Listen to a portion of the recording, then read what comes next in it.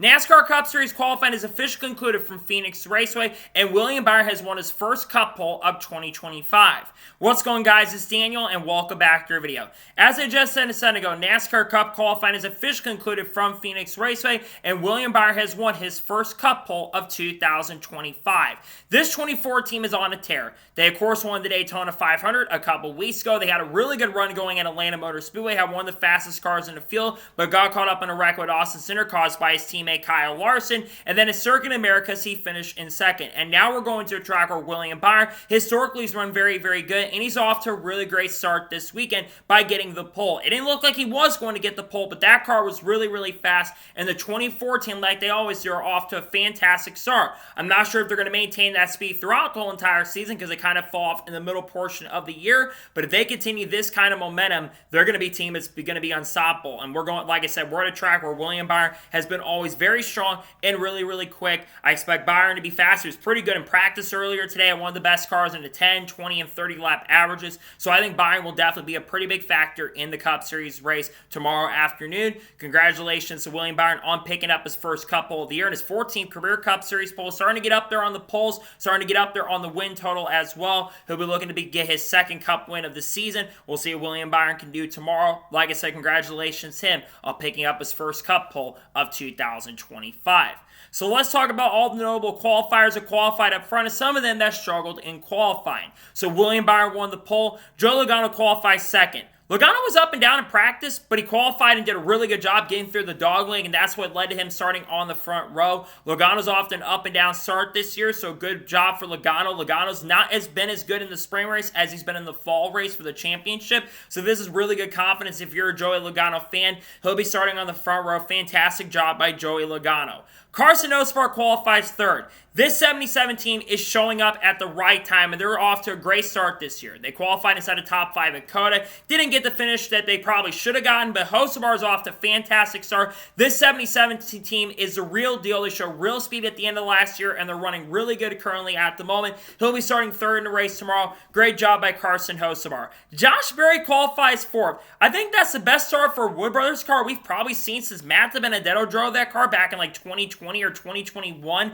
Really impressive to speed from Berry. Berry is someone that I expect to show some really good promise and potential throughout the year. So great job for Josh Berry. He'll be starting in fourth. Really was impressed with the speed for the 21 car. Eric Jones qualified fifth. Really good speed for the Legacy Motor Club cars. These cars have actually shown some decent speed to start 2025. We have to remember last year the Legacy Motor Club cars were actually pretty quick at this track. So I was really impressed with his speed from Eric Jones. Showed some good speed, especially on the red tires. He'll be starting fifth. Great job for Eric Jones. Chase Elliott qualifies sixth. Another strong run for Chase Elliott in qualifying. This number 19 has been off to a really solid start the year, and they continue to show really good pace and speed. He'll be starting inside the top 10 in sixth place. Great run for Chase Elliott. Michael McDowell qualifies seventh. This 71 team showing really good speed to start the year as well. They've been really, really fast at times. Qualified pretty well at Daytona. Qualified pretty decently, of course, at COTA. They're off to a solid start. They'll be starting seventh. And the final Spire car qualifying eighth. The best average finish, I think, starting positions for all three combined.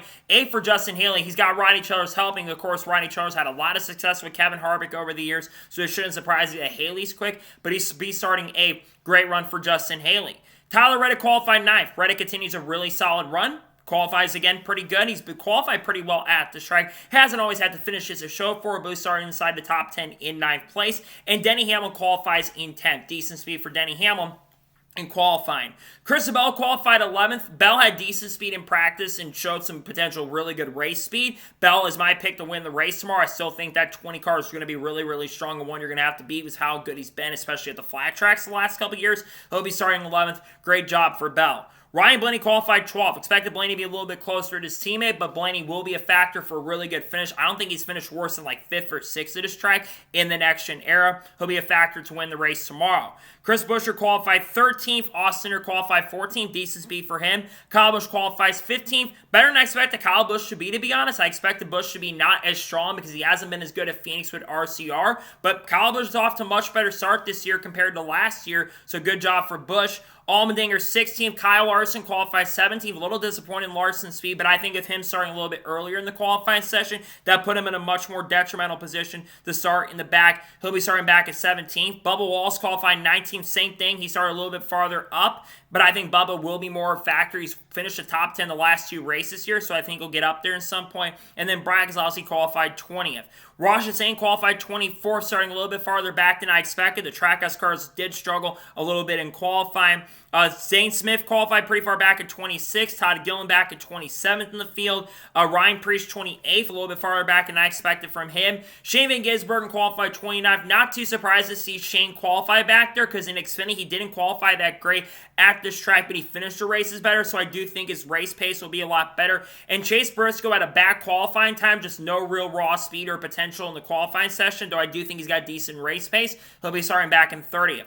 Daniel Suarez's bad start to the season continues, so he'll be starting back in 31st. Alex Bowman qualified 32nd, but he had a car that could have won the pole. He just made a mistake in the corner. I do think Bowman's got a better car than when he's starting. He'll be starting back there. Ty Gibbs, 34th. Been off to a bad start this year, and the bad luck continues for Ty. He's going to have a lot of work to do in the Cup race tomorrow. He'll be starting 34th. I think going out a little bit earlier really cost him a shot at a great starting position. He'll be starting back at 34th. And finally, Catherine Lake qualified 37th. Considering where she was in the beginning of qualifying, to see her improve as much as she did, that's really impressive. NASCAR, of course, was watching to see how she could do in practice. She picked up a lot of speed and qualified pretty well. She, of course, is in the slowest car in the field with Live Fast Motorsports, but I think that she has shown a lot of growth and a lot of promise and a lot of potential. She'll be starting back in 37th. I think she could make up a couple positions in a race, especially if people crash out in the events. I do think there might be some issues with that.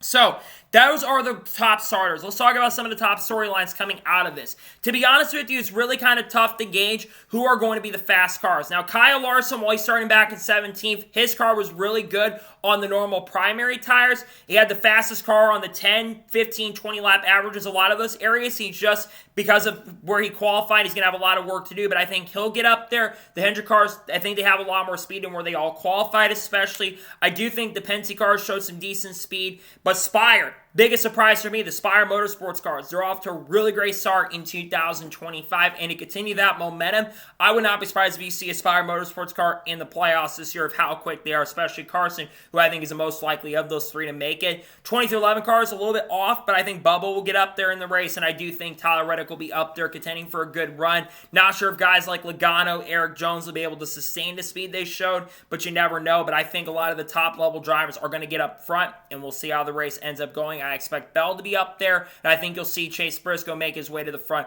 before the end of the race as well.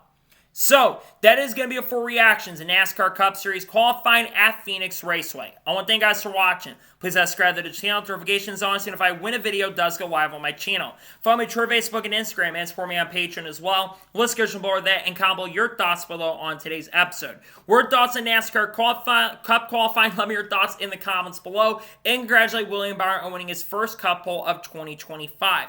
Let me your thoughts in the comments below.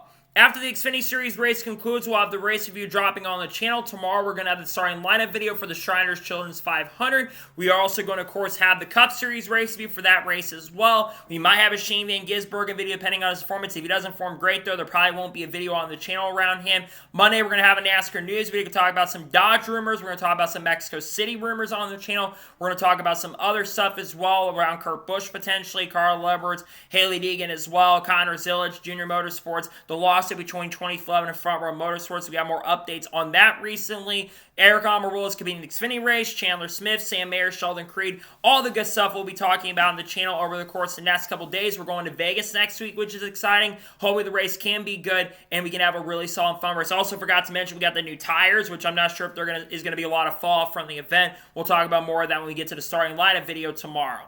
So anyways, like I said, I want to thank you guys for watching today's episode, and I'll see you guys next time for more great, awesome NASCAR content, other motorsports content on the channel like this. Take care, everybody.